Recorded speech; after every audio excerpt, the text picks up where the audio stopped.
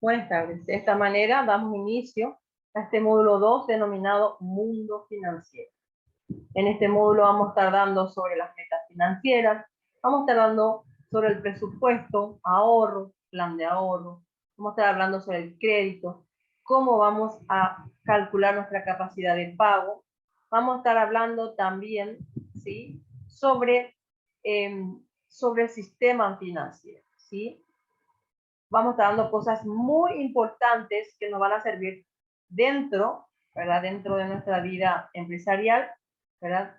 De nuestro emprendimiento.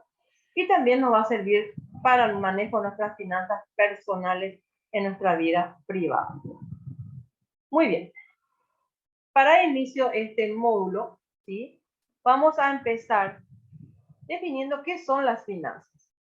Las finanzas es el área de la economía que estudia el funcionamiento de los mercados de dinero, las instituciones que operan en ellos y las políticas que la regulan. En pocas palabras, las finanzas se refiere a todo lo que tenga que ver, ¿sí?, con la parte monetaria, ¿sí? La parte monetaria, las instituciones que intervienen en el sistema financiero y económico y las políticas que regulan el funcionamiento de estas instituciones, ¿sí? Muy bien. Ahora vamos a ver lo que son las metas financieras. Para que definimos lo que son las finanzas, vamos a ver entonces qué son las metas financieras. Las metas financieras se refieren a los objetivos económicos que se quieren lograr en un periodo de tiempo determinado, ¿sí? Entonces, la meta financiera es un objetivo económico que nosotros queremos lograr en un tiempo determinado, ¿sí?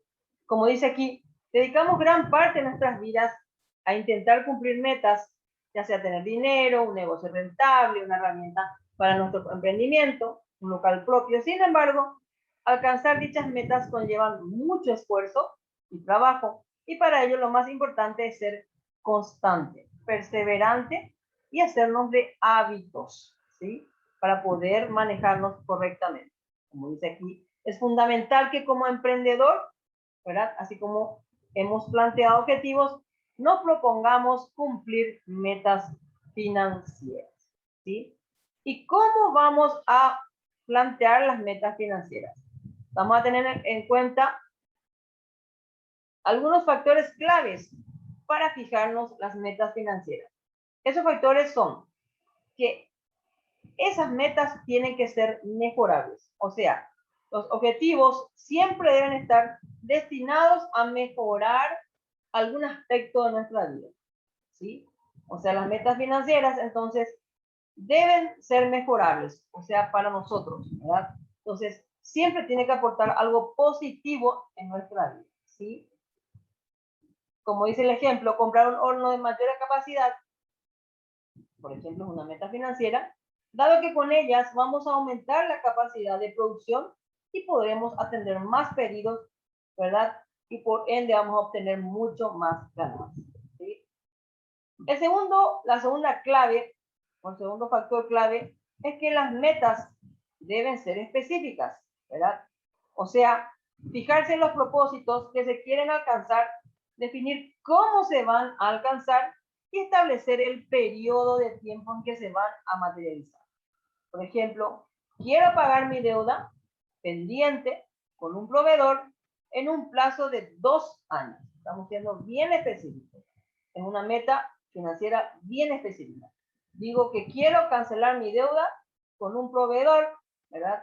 Podemos inclusive decir con el proveedor, o por ejemplo, compramos un mueble de González Jiménez, es decir, entonces quiero pagar mi deuda pendiente con González Jiménez a más tardar en un plazo de 2 años, ¿verdad? Estamos siendo bien específicos. Luego, que sean tangibles, o sea, que puedan tener un impacto inmediato en nuestras vidas. Por ejemplo, en los próximos 6 meses voy a pagar 3 de mis 5 facturas de tarjeta de crédito, ¿sí? Entonces, tienen que representar un impacto en mi vida, ¿sí? También que sean alcanzables, o sea, es muy importante que las metas financieras sean realistas, ¿sí? En especial con lo que se quiere alcanzar y en cuánto tiempo se espera conseguir. O sea, tiene que ser bien realista. Pero supongamos que nosotros, si tenemos un salario muy bajo, no podemos decir, y tenemos un préstamo pendiente de 50 millones, no podemos decir que quiero cancelar mi deuda pendiente, ¿verdad? Que tengo con X casa comercial que alcanza 50 millones a la fecha, cancelarlo en 12 meses. Es imposible, porque en 12 meses, ni siquiera guardando todo mi dinero, a lo mejor mi salario mínimo, obviamente no voy a poder jamás cancelar. Entonces mis metas financieras tienen que ser alcanzables, realistas, ¿sí? Por ejemplo, quiero comprar un auto y capacitarme al mismo tiempo, pero no puedo hacerlo ambas. Supongamos que mi ingreso no me dan, entonces o uno o lo otro tiene que ser, ¿verdad? Superables, independientes de sus capacidades, asegurarnos de que sea capaz de cumplir con esta meta sin perjudicar el resto de las obligaciones. Por ejemplo, adquirir algo sin perjudicar el pago de otras deudas o compromisos, ¿sí? No podemos estar nosotros queriendo, por ejemplo, cancelar, ¿sí? Queriendo cancelar las metas, o sea, una deuda que tenemos pendiente, tenemos varias deudas en varios lugares. Entonces no podemos decir, voy a dejar de pagar esta deuda, la deuda de tal casa comercial, y voy a concentrarme en pagar todito esta casa, ¿sí? O voy a bicicletear, un mes pago esto, ¿sí? Y el otro mes voy a pagar esto. Entonces, bicicleteamos, eso es lo que muchos hacen, ¿verdad? Y creen que eso está bien, que eso está muy mal porque van sumando intereses ahí donde estamos bicicleteando, ¿verdad? Tampoco podemos decir, voy a sacar otro préstamo para cancelar estos dos chiquitos que me están molestando. Ese es el eterno error que cometen todas las personas, de querer sacar un préstamo grande para sacar y pagar los dos o tres préstamos dispersos que tienen por ahí, ¿sí? ¿Está bien? Entonces, imagínense que cobran la plata y empiezan a gastar otra cosa y al final terminan teniendo en vez de 3 deudas, tienen 4, ¿sí? Entonces, cuiden muchísimo esos detalles. Muy bien. Entonces, las metas, ¿verdad? Tienen que ser, en primer lugar, mejorables, o sea, tienen que mejorar el aspecto de mi vida, tienen que ser específicas, tienen que ser bien detalladas, referidas a un tema en particular, deben ser tangibles, ¿sí? O sea, que tienen que hacer un impacto en nuestras vidas, deben ser alcanzables, o sea, realistas, y deben ser superables, o sea, que una meta financiera no puede, ¿verdad? No puede perjudicar al resto al resto de otras obligaciones, por ejemplo, ¿sí? O sea, tiene que ser superable. O sea que si yo me impongo una meta, tiene que ser para superar, ¿verdad? O sea, poder pagar estos préstamos de otros préstamos, pero también poder pagar el préstamo nuevo, ¿sí? Entonces, todo eso, ¿sí? O esa meta financiera que te estás poniendo. Supongamos te vas a capacitar, ¿sí? Pero tenés deudas pendientes. Entonces, vos no podés dejar de pagar tus deudas pendientes para capacitarte o hacer ese curso de especialización que es muy caro, ¿sí? Entonces, no podemos hacer eso, absolutamente. O sea, tiene que ser totalmente, tiene que poder ayudarnos a superarlo. Muy bien. Y acá hay un esquema de cómo se hallan las metas financieras, ¿sí? Aquí se van colocando las metas financieras. Por ejemplo, meta personal puede ser aquí un curso de especialización, ¿verdad? Que queremos realizar dentro de 4 años, ¿sí? Y el plazo, el monto, 5 millones, por ejemplo, ¿verdad? Entonces, esa es una meta financiera. Estamos, ¿cómo se dice? Fijando una meta financiera. Estamos estableciendo. Aquí tenemos la situación actual en el 1, en el 2 tiene dos columnitas, una que habla sobre los recursos y otra sobre donde habla de las acciones para llegar a la meta, ¿sí? Entonces, en mis recursos tenemos que colocar los ingresos fijos, algún ingreso extra que tengamos, o de repente si, por ejemplo, estamos alquilando, ¿verdad? Estamos alquilando a otras personas nuestras propiedades, entonces el ingreso por alquiler, por ejemplo, o puede ser un ingreso por comisión, por venta, supongamos tener tu trabajo fijo y aparte te dedicas a vender ropas u otros objetos, ¿verdad? Entonces tenemos una comisión por eso, ¿sí? Y cualquier ingreso o remesa del exterior también aquí se tiene que colocar. Del interior que recibas. Todos los ingresos que tengas. Acá las acciones para llegar a la meta. ¿Qué acciones yo puedo hacer para llegar a mi meta? De repente pueden ser, por ejemplo, algunos ejemplos de acciones. Por ejemplo, disminuir mis gastos innecesarios o gastos hormigas, ¿verdad? Así como nosotros siempre, quien nos sale, llega, cobra, ya quiere ya a cenar, quiere ir al cine, quiere salir con los amigos, quiere salir con su pareja. Entonces, por ejemplo, evitar esos gastos, ¿sí? Ya es una acción para llegar a la meta, ¿sí? Entonces, de repente este año no voy a salir de vacaciones, voy a ahorrar lo que suelo gastar en las vacaciones. Otra acción ya, ¿se dan cuenta? Entonces, de eso se trata, esto donde dice acciones para llegar a la meta. Pero en un ratito vamos a ver más ejemplos concretos, ¿se dan cuenta? Y luego, obviamente, está la tercera columna que habla de nuestras metas financieras. Vamos a ver ejemplos concretos que están aquí. Ustedes van a tener el material. Esto se sube a la plataforma. Ustedes pueden leerlo muy bien, perfectamente. Y creo que está muy clarito aquí. Por ejemplo, en la primera columna está la situación actual. ¿Sí? Después, en la segunda columna, ¿sí? Donde habla de todo lo que yo tengo y puedo hacer para lograr mi meta, ¿sí? Eso, por ejemplo, están los recursos, pueden ser los ingresos, como les dije, algún aliado, o el ingreso de algún aliado, un socio que tengamos en el emprendimiento, venta de, por ejemplo, también queremos, si nuestra meta personal, por ejemplo, es la compra de una cafetera para el emprendimiento, para la cafetera más grande para el emprendimiento, de repente, dentro de los recursos también se pueden considerar la venta de la cafetera anterior, la más chiquita, la más vieja. Entonces eso es dinero también. Entonces también entra parte de mis recursos, ¿verdad? Entonces, esos recursos se refieren a lo que yo tengo disponible para mi meta, para llegar a la meta.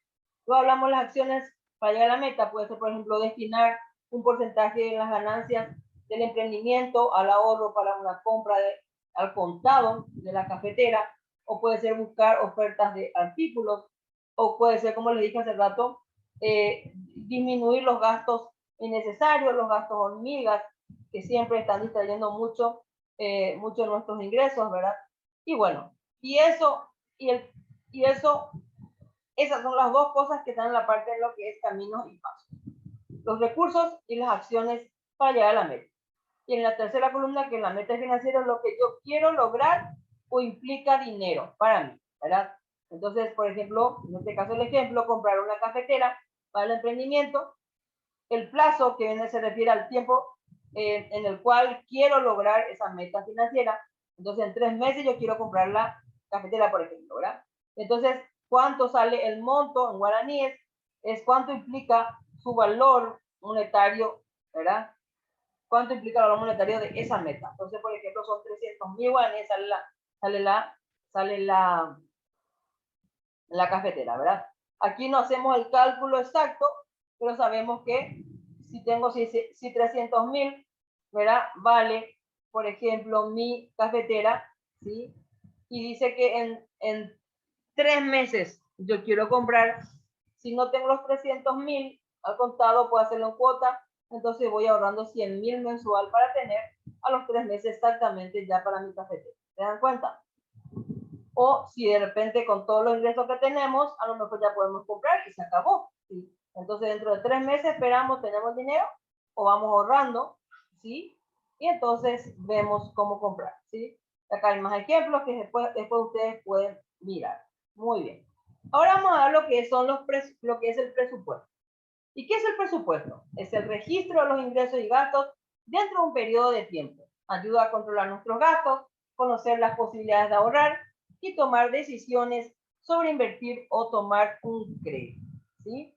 Entonces, ¿qué es el presupuesto? Un registro donde se registran, valga la redundancia, los ingresos y los gastos que tenemos dentro de un periodo determinado, ¿sí? Muy bien, ¿para qué nos sirve el presupuesto? Entonces, para controlar nuestros gastos en primer lugar, ¿sí? Para conocer las posibilidades que tenemos para ahorrar o directamente para tomar alguna decisión para hacer algún préstamo o tomar un crédito, ¿sí? Muy bien. Como dice aquí, ¿verdad? Es fundamental, ¿sí? La planificación, y dentro de lo que es la planificación está el presupuesto, obviamente, ¿verdad? Entonces, es fundamental para un emprendimiento realizar la planificación en todos los sentidos, ¿sí? La mayoría de los pequeños negocios creen que no hace falta hacer esta planificación, ¿sí? Directamente no acostumbran a hacer las planificaciones y la administración de los recursos y creen que no es posible hacerlo.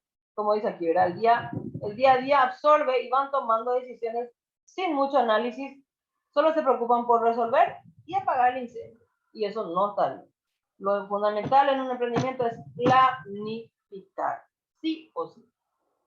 Muy bien, ¿cuáles son los componentes de un ingreso? Los componentes son, como dijimos, el ingreso, los gastos.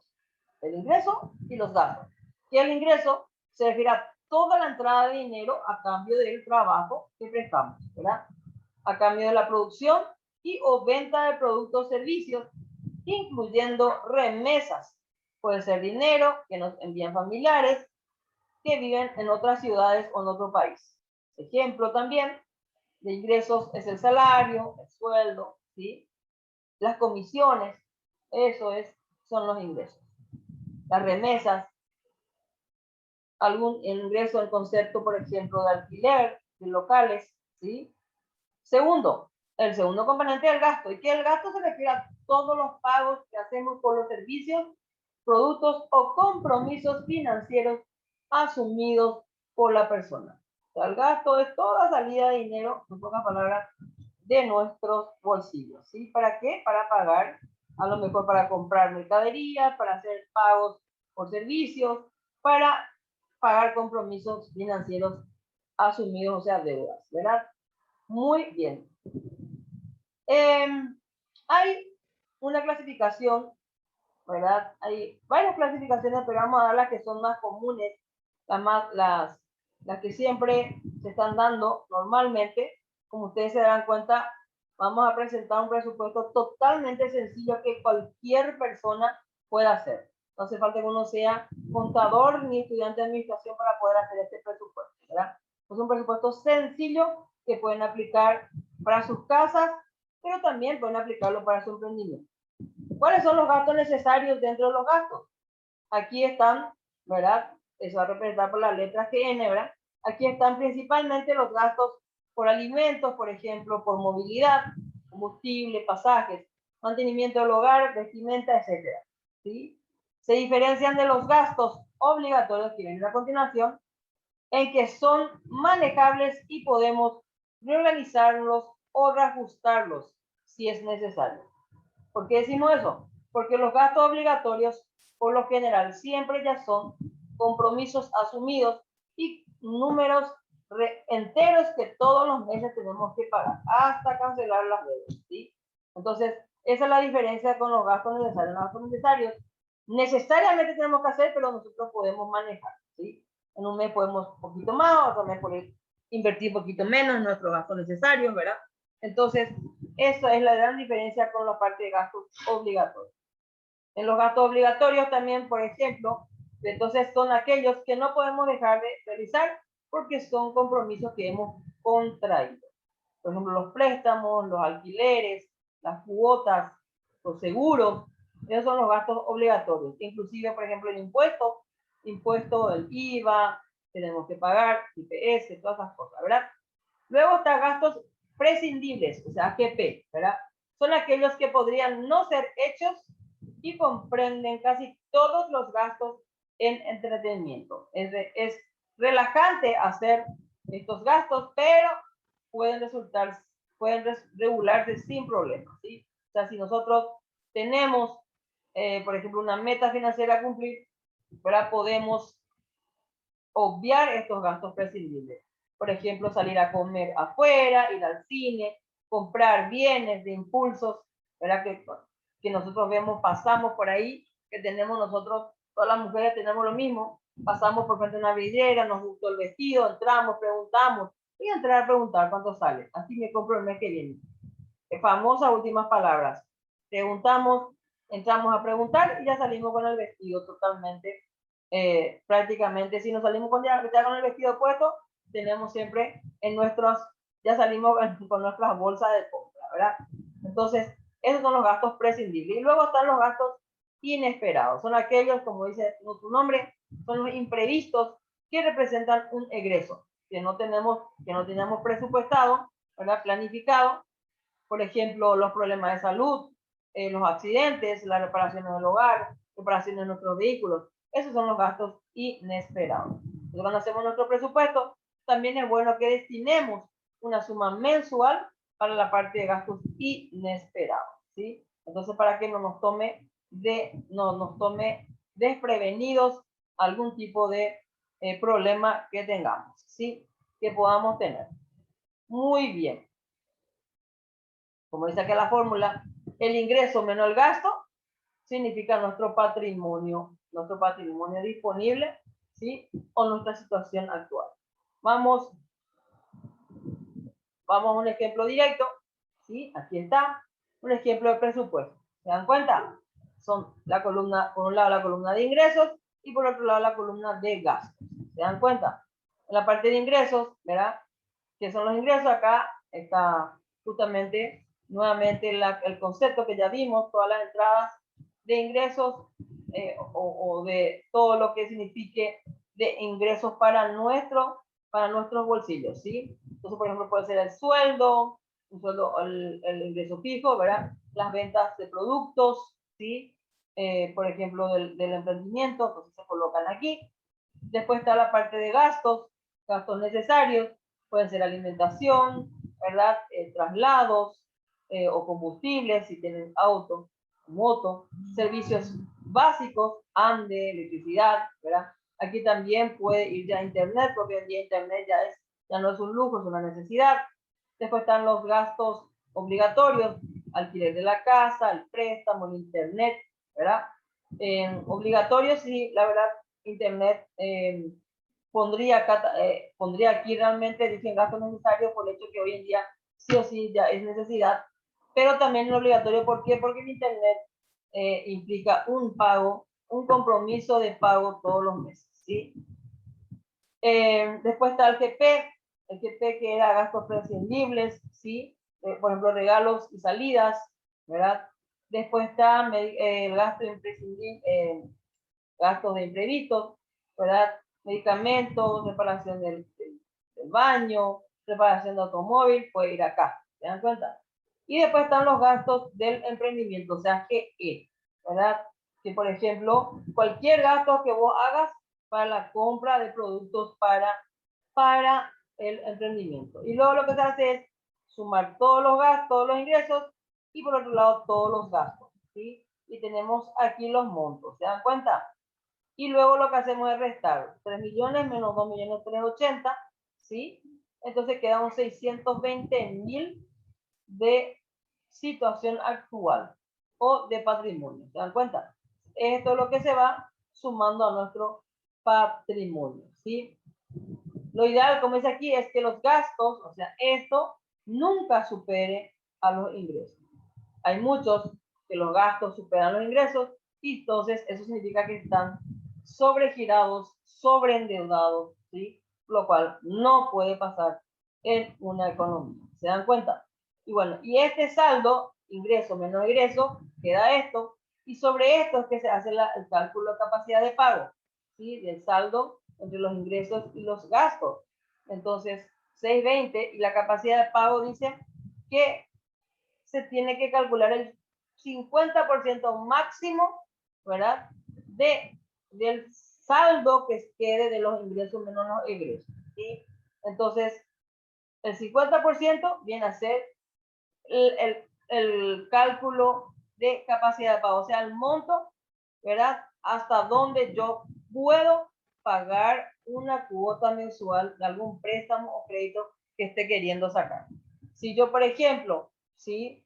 Si yo, por ejemplo, digo, digo más, por ejemplo, acá el 50% es 310.000 y yo digo, no, yo puedo pagar 400.000 o 500.000 mensualmente. Eso no es bueno, no es saludable para nuestra economía, para nuestras finanzas. ¿Por qué? Porque ya estamos apeligrando, ¿sí?, el total o el 100% de lo que sobró en los ingresos menos los gastos. Y sabemos que no podemos llegar ni al 80% ni al 90% de esto. ¿Por qué? Porque podemos de repente necesitar más dinero y vamos a estar en serios problemas, ¿sí? Vamos a sobreendeudarnos con suma facilidad, ¿ok? Muy bien, ahora vamos a hablar lo que es el ahorro. Se refiere a guardar el dinero a fin de utilizarlo en un futuro, ¿sí? Es una decisión consciente, voluntaria sobre el uso de los ingresos. Todas las personas, independientemente del monto que ganen o que ingresen, pueden ahorrar. Debemos administrar lo poco que tenemos y ahí el presupuesto es nuestro primer aliado. ¿Se dan cuenta? Ya que nos ayudará a predecir qué pasará en el corto plazo, ¿sí? Gracias al presupuesto, nosotros tenemos un panorama general de nuestra situación financiera. ¿Se dan cuenta? Entonces, para el ahorro que dice que es guardar dinero a fin de usarlo en el futuro, pero no tiene un objetivo específico. El ahorro es simplemente tomarse el hábito de ahorrar todos los meses y guardar la platita. Para que en algún momento podamos necesitar, o si queremos comprar algo contado, ya tenemos nuestra platita guardada, ¿sí? Eso es el ahorro. Ahora bien, el plan de ahorro significa ya justamente cuando ya ese ahorro está destinado para algo específico, ¿sí? Entonces, y ahí entran nuevamente a, ¿cómo se dice?, a compenetrarse lo que es el plan de ahorro y las metas financieras. Yo diría que el plan de ahorro es un instrumento de las metas financieras. ¿Por qué? Porque gracias al plan de ahorro nosotros vamos a poder alcanzar nuestras metas financieras, ¿sí? Muy bien, entonces el plan de ahorro es cuando una persona se propone alcanzar una suma de dinero y decide conscientemente organizarse para guardar una cantidad específica de forma constante hasta llegar a la meta. ¿Se dan cuenta? Entonces, esa es la diferencia entre el ahorro y el plan de ahorro, que el ahorro no tiene un objetivo específico, pero el plan de ahorro sí, ¿sí? Entonces, y ese plan de ahorro tiene una meta financiera que cumplir, ¿sí? Muy bien, hay tipos de planes de ahorro, el formal e informal. El formal es el que se realiza en una institución financiera regulada por el Estado y autorizada a recibir ahorros, ¿sí? Ese es el ahorro formal, lo que hacemos en los bancos, en las cooperativas, ¿verdad? Después está el ahorro informal. Normalmente se guarda el dinero en casa o en otro lugar fuera del banco. ¿Cuáles son las ventajas y desventajas de ambos tipos de ahorro? Que el ahorro formal es seguro, genera intereses a favor de la persona, está protegida por una entidad financiera que la respalda, o sea, el Banco Central del Paraguay, y que puede brindar acceso a otros productos y servicios financieros, ¿sí? ¿Está bien? Entonces, el momento que nosotros tenemos un ahorro en un banco, ya tenemos ciertos beneficios, ¿verdad? Podemos tener tarjetas, cosas que no les recomiendo, ¿verdad? Podemos tener grandes descuentos también, ¿verdad? Grandes descuentos por tener, o promociones por tener la cuenta en un banco determinado. ¿Cuáles son las ventajas o desventajas del ahorro informal que se puede usar cuando se necesita? Esa es la ventaja. Pero, ¿cuál es la desventaja? ¿Cuáles son las desventajas que no generan intereses y están expuestos a ser devaluados? Y por último, que es muy riesgoso, más de hoy en día, ¿verdad? En caso de pérdida o robo, quizás nunca lo recuperemos, ¿sí? Muy bien. Como dice aquí, la ventaja de un plan de ahorro puede servirnos para alcanzar nuestras metas y además puede servirnos para casos de emergencia. Muy bien, este es el gráfico de cómo se hace el plan de ahorro. Aquí, cuál es la meta. Acá ponemos nuestra meta, ¿sí? Luego dice el tiempo, o sea, para cuándo quiero alcanzarlo. El valor en dinero, cuántos guaraníes vale, ¿verdad? Acá los recursos con los cuales contamos. Y por último, acá ya se hace el cálculo de cuánto vamos a ganar mensualmente. Digo, perdón, vamos a guardar mensualmente, vamos a ahorrar mensualmente para poder alcanzar nuestra meta financiera, ¿sí? Entonces, por ejemplo, aquí vamos a un claro ejemplo, dice compra de una licuadora profesional para mi emprendimiento, ¿sí? Esa es la meta financiera. El plazo es en 3 meses, ¿sí? ¿Cuántos guaraníes sale? Vale 600.000 guaraníes. Los recursos que yo tengo son la ganancia en venta de los productos, ¿sí? Por ejemplo, ¿ok? Y acá ya tengo que especificar cuánto es lo que voy a guardar mensualmente. Por ejemplo, si yo soy mensualera, mensualmente. Si yo soy gano cada 15 días, bueno, cada 15 días ahorro, ¿sí? Si soy jornalera, ahorro todos los días. ¿Se dan cuenta? Y aquí voy a decir algo, ¿verdad? El ahorro es como un círculo constructivo, ¿sí? El ahorro podemos hacerlo con hábito, ¿verdad? Y el hábito nos lleva a la disciplina. Y en la disciplina nos lleva al hábito. ¿Se dan cuenta? Es como un círculo constructivo, ¿verdad? Con el tema del ahorro. ¿Está bien? Entonces, para ahorrar tenemos que ser constantes, tenemos que ser respetuosos, tenemos que ser honestos, tenemos que ser constantes, ¿sí? Hacernos de hábito y ahorrar todos los meses. En este caso, por ejemplo, dice que es mensualero, ¿sí? Entonces vale 600.000 guaraníes, entonces quiere decir que 200.000 y 3 meses mi plazo. 600.000 dividido 3 da 200.000. 200.000 mensual yo voy a ahorrar entonces para poder pagar y alcanzar mi meta, que era comprar la licuadora profesional. Muy bien. Con eso terminamos lo que es la parte de justamente plan de ahorro, ahorro y plan de ahorro. Muy bien. Luego está el crédito. ¿Y qué es el crédito? Es una operación financiera en la que una persona o entidad acreedora, en ese caso la persona o entidad es el acreedor, presta una cantidad determinada de dinero a otra persona que se le llama deudor. El deudor deberá devolver el dinero tras el tiempo pactado, además de una serie de intereses que son las ganancias del acreedor. ¿Cuáles son los componentes de un crédito? El deudor, la capacidad de pago, el acreedor, el plazo y las tasas de interés. El deudor ya sabemos que es la persona que está haciendo el préstamo, ¿sí? El acreedor es la persona que otorga el dinero, el crédito, el préstamo. La capacidad de pago se refiere a los recursos que una persona tiene para cumplir con el compromiso de acuerdo al plazo de préstamo que se desea tomar, ¿sí? Es la capacidad de pago. El plazo es el periodo de tiempo en el que la persona está dispuesta a pagar el dinero que se le prestó. Y por último, la tasa de interés, que se expresa en forma de porcentaje y se usa para estimar el costo de un crédito en el plazo estimado. Por ejemplo, tasa del 10% anual. ¿Ven? Entonces, estos son los componentes de un crédito. Muy bien, consejo antes de acceder a un crédito. Antes de tomar una deuda, siempre calcular la capacidad de pago. Siempre. También ser conscientes de la deuda que vamos a tomar y ser responsables en el pago, ¿sí? A fin de evitar atrasos. Sabemos que los atrasos traen los intereses moratorios y los intereses moratorios se van acumulando cada vez más. Y eso nos trae malos historiales crediticios.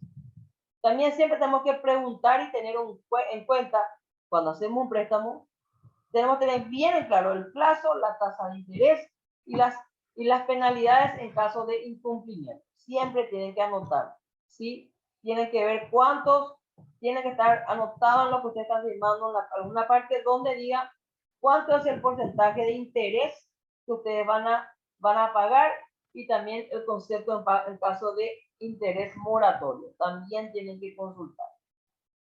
Y es importante tener un destino establecido para el crédito. O sea, no endeudarse porque se quiere endeudar nomás. O porque acabé de terminar de pagar todo mi crédito, mejor voy a hacer otro préstamo, así voy a guardar ese dinero y voy a ahorrar. Uno dice, ¿verdad? Y es mentira, hace el préstamo nuevamente, ¿verdad? Guarda un tiempo, pero después va sacando y al final se queda con una deuda grande otra vez. Entonces, mucho ojo, mucho cuidado, ¿sí? Para este tipo de casos, ¿sí? Para hacer el crédito. Bueno, calcula la capacidad de pago, que ya les expliqué, más, ¿verdad? Ingreso menos egreso, te da un saldo de 250.000 y sobre esto calculan el 50% que es 125.000. ¿Se dan cuenta? Entonces, 125.000, ¿sí? es el monto hasta el cual yo puedo pagar una cuota. Si yo me voy a hacer un crédito solamente hasta 125.000 guaraníes, ¿verdad? Voy a poder pagar bien y todavía no bien, mis finanzas no van a ser apeligradas. Eso significa esto que está aquí. ¿Se dan cuenta? Entonces siempre la capacidad de pago es el saldo que queda entre el ingreso y el egreso, y eso se calcula por el 50%. ¿Sí? Muy bien. Ahora vamos a hablar del sistema financiero. ¿Y qué es el sistema financiero? Es lo que permite el relacionamiento entre los individuos con unidades económicas, con instituciones y entidades financieras a través del intercambio de productos, instrumentos y servicios. Los sistemas financieros permiten que el dinero se movilice dentro de una economía. El sistema financiero, entonces, ¿quiénes son los componen? Componemos los individuos, las empresas, que somos los clientes de los bancos, las financieras. Entonces, los individuos, ¿verdad? También las instituciones financieras, ¿sí? ¿Ok? Que justamente son los instrumentos del sistema financiero. ¿Cuáles son los productos y servicios financieros? ¿Verdad? ¿Cuáles son los productos y servicios del sistema financiero? Por ejemplo, el ahorro, el crédito, los servicios y el seguro. El ahorro, por ejemplo, las cuentas de ahorro a la vista, cuenta de ahorro a plazo fijo, certificado de depósito de ahorro, los créditos, consumo para la vivienda, microcrédito, productivo del negocio, ¿se dan cuenta? Después está el tema de los servicios, transferencias nacionales e internacionales que hagamos, los pagos por servicios que hacemos siempre en esos pagos express y todas esas cosas, ¿sí? Entonces, y por último está el seguro de las personas, de vida, de accidentes. Todo esto son los productos y servicios financieros. Ahora vamos a hablar sobre los derechos y deberes del usuario. En primer lugar, tenemos como usuarios financieros, ¿sí? Tenemos derecho a recibir una buena atención por parte del personal de la institución financiera, ¿verdad? Nos tienen que atender, tener paciencia por todas las preguntas que hagamos. Tener derecho a recibir información y aclaración de todas las dudas sobre los productos o servicios financieros, ¿verdad?, que ofrece la institución. También derecho a recibir capacitación en la utilización de los productos y servicios que ofrecen las instituciones financieras. O sea, si hay algo que la institución financiera está queriendo vendernos, ¿sí?, y es algo medio complicado en su manejo, que necesita alguna capacitación previa, entonces la institución financiera tiene que darnos esa capacitación financiera. Derecho a conocer todos los costos del producto y servicio y las condiciones de la institución financiera para no tener malos entendidos. ¿Sí se dan cuenta? Derecho a realizar quejas y reclamos y ser atendidos en forma. Ahora bien, ¿los deberes cuáles son? Los deberes de los usuarios del sistema financiero son proporcionar en primer lugar los datos fidedignos correctos que tengamos: nombre, apellido, dirección, edad, nacionalidad, ¿sí?, trabajos, ¿sí? Todo eso con sinceridad, ¿sí? Tenemos que dar todos nuestros datos, ¿sí? También, por ejemplo, obviamente otro deber es el que paguemos a tiempo nuestros compromisos contraídos, ¿sí? Y obviamente, en caso de que no podamos cumplir, entonces pagar también los intereses moratorios, ¿sí? Esos son los deberes principales de los usuarios del sistema financiero.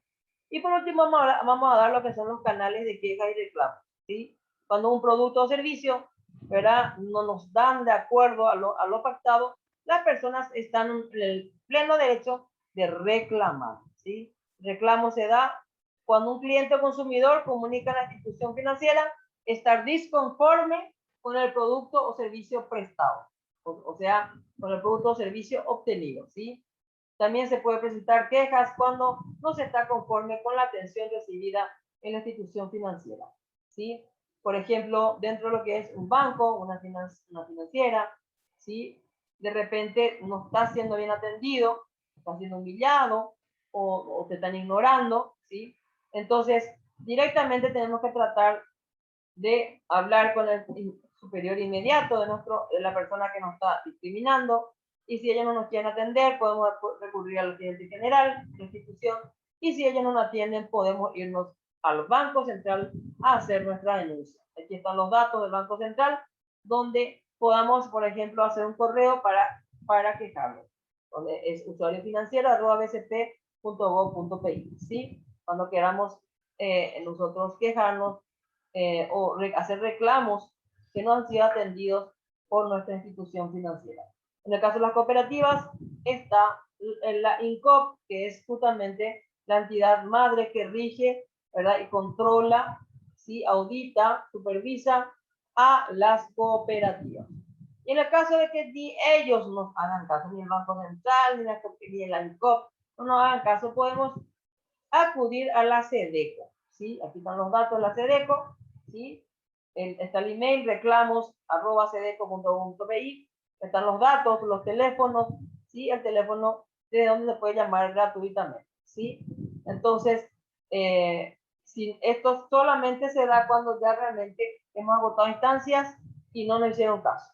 Les comento un rapidito, un caso que tuvimos con mi marido, ¿verdad? Él, por ejemplo, tenía que irse a un evento, mandó lavar una tintorería importante en nuestro medio y vinieron a retirar de la casa, como siempre hacían, éramos clientes habituales de ellos, ¿verdad? Y cuando devolvieron 2 días después, mi marido cometió el error de no controlar, ¿sí?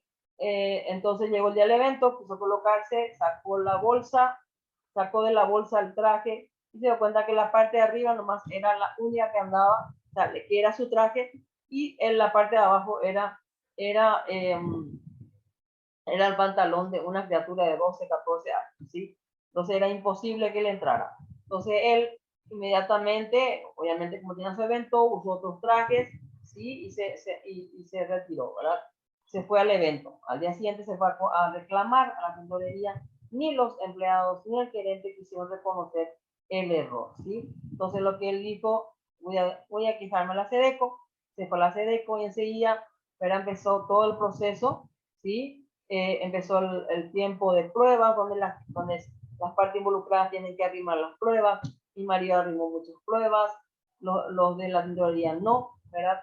Después hubo el día en que necesitaron para la mediación, y en donde en representación, o sea, con la presencia de los de la SEDECO, se presentaron mi marido y el gerente de la tintorería para tratar de llegar a un acuerdo, ¿sí?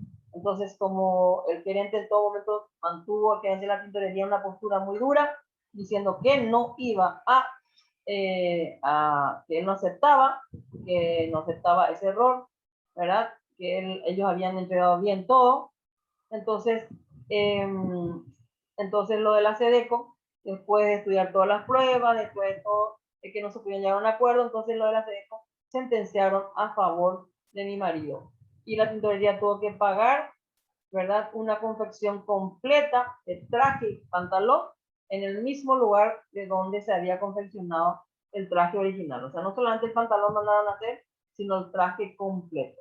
O sea, esta es una prueba concreta de que la SEDECO funciona. Hay muchos que dicen que no funciona, pero sí funciona. Y bueno, y con esto terminamos nuestro módulo 2, ¿sí? El mundo financiero. Luego estaremos dando, mañana justamente vamos a estar iniciando con todo lo que es las ideas y oportunidades de negocio, ¿sí? Entonces ya empieza el proceso desde donde empieza nuestro emprendimiento. Muy bien, muchísimas gracias por estar, espero que hayan entendido y nos estaremos encontrando nuevamente mañana a las 16 horas. Muchísimas gracias.